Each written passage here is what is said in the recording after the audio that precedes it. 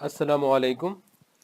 Exercise 1.4 का question number 4 solve करते हैं। उसका फर्स्ट पार्ट है और इस क्वेश्चन के अंदर पूछा गया find the value of unknown in the following matrix equation.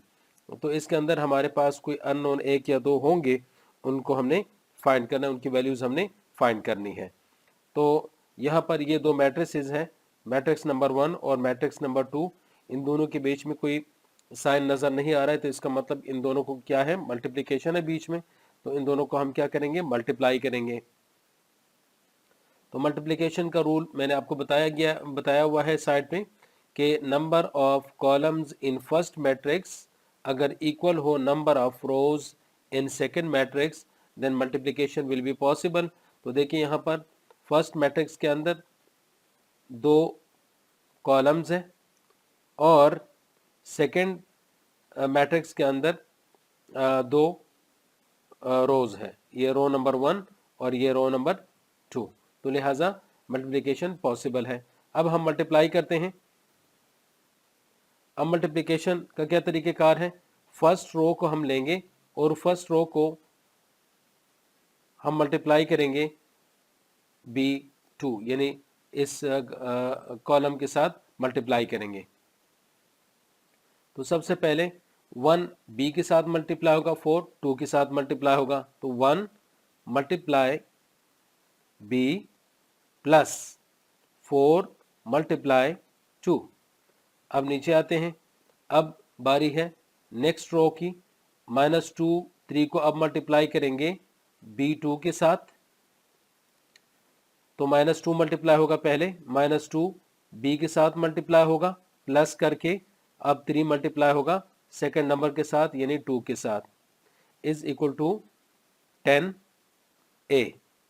अब इनको जो मल्टीप्लाई करेंगे तो ये आ जाएगा यहाँ से 1 multiplied by B is equal to B और 4 मल्टीप्लाई टू 8, तो B प्लस 8 और इस तरह से इन दोनों को मल्टीप्लाई करेंगे तो ये आएगा -2B प्लस 3 2 6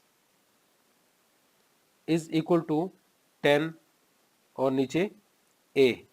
अब क्योंकि बीच में इक्वल साइन है तो फर्स्ट रो यानी B plus 8 is equal to 10, तो B will be equal to 10, ये 8 यहाँ पर आ जाएगा तो -8 हो जाएगा, तो B इज इक्वल टू 2। तो B की वैल्यू हमारे पास आ गई है।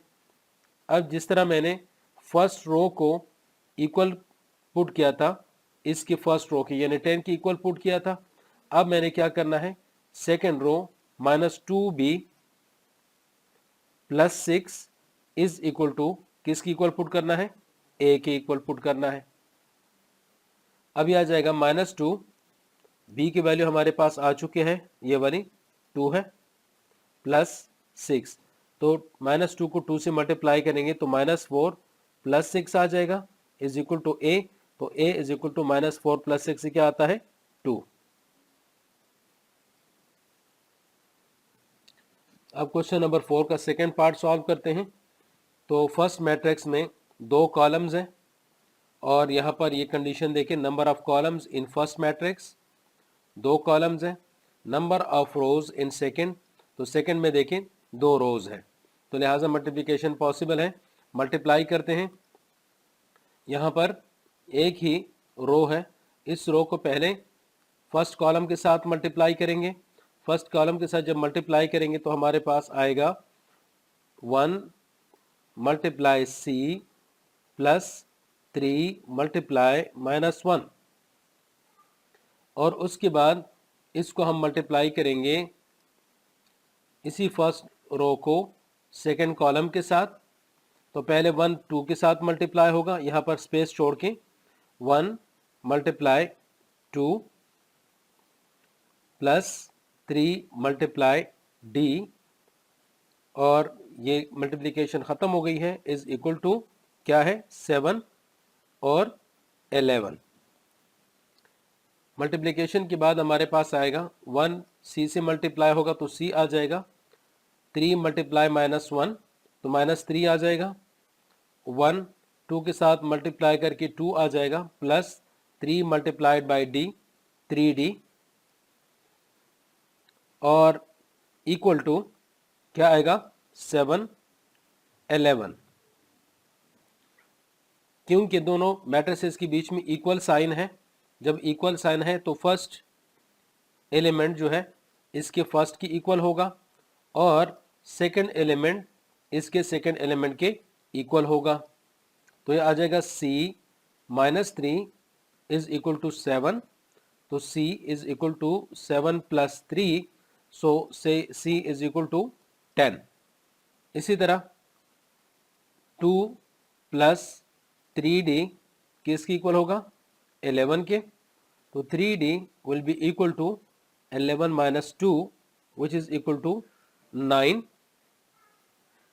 तो अब यहाँ से d की वैल्यू आएगी d is equal to 9 over 3, क्योंकि d के साथ 3 मल्टीप्लाई हो रहा था, दूसरी साइड जाके डिवाइड कर दिया, तो अब ये 3 इस 9 के साथ मल्टीप्लाई हो जाएगा, 3 3 ज़र 9, so d is equal to 3। जो अननोन वैल्यूज थी वो हमने फाइंड कर ली, यानी c की वैल्यू 10 और d की वैल्यू 3। अब हमने थर्ड पार्ट सॉल्व करना है क्वेश्चन नंबर 4 का। तो यहाँ पर फर्स्ट मैट्रिक्स में एक रो है और सेकेंड मैट्रिक्स में एक ही कॉलम है, तो मल्टीप्लिकेशन पॉसिबल है। मल्टीप्लाई करेंगे, पहला एलिमेंट पहले एलिमेंट के साथ मल्टीप्लाई होगा, तो क्या होगा, ये आएगा 2 मल्टीप्लाई 1 प्लस, अब दूसरा एलिमेंट दूसरे के साथ मल्टीप्लाई होगा, minus 2 multiply p is equal to 20। अब ये दोनों जब मल्टीप्लाई होंगे 2 1 ज़र 2 minus 2p is equal to 20, तो दोनों क्योंकि बीच में इक्वल साइन है तो हम लिख सकते हैं 2 minus 2p is equal to 20। तो minus 2p will be equal to 20 minus 2, so minus 2p is equal to 18। तो अब p की वैल्यू फाइंड करनी है, तो 18 किससे मल्टीप्लाई डिवाइड करेंगे, माइनस 2 से, क्योंकि p के साथ माइनस 2 मल्टीप्लाई हो रहा है।